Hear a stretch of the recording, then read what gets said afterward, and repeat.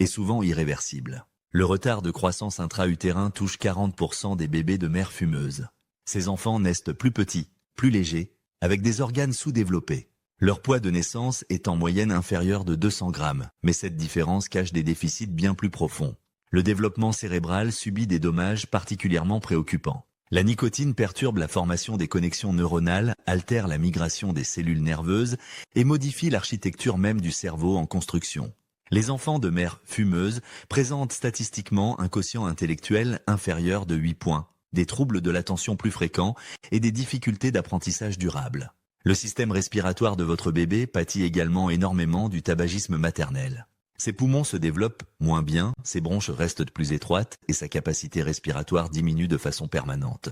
Ces enfants souffrent 3 fois plus d'asthme, de bronchites à répétition et d'infections respiratoires graves. Certains gardent toute leur vie des séquelles pulmonaires de l'exposition fœtale au tabac. Le risque de mort subite du nourrisson augmente dramatiquement. Les bébés de mères fumeuses ont 3 fois plus de risques de décéder brutalement dans leur sommeil.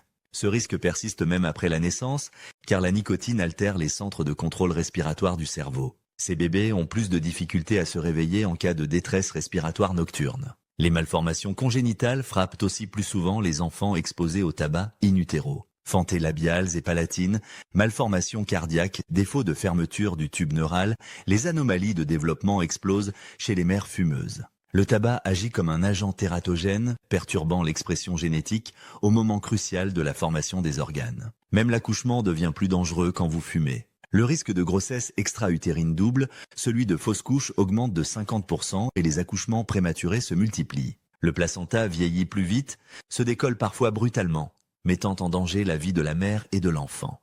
Ces complications ne sont pas de simples statistiques, elles représentent des drames humains évitables. Contrairement aux idées reçues, il n'existe aucun seuil sécuritaire de tabagisme pendant la grossesse. Même une seule cigarette par jour suffit à augmenter significativement tous ces risques.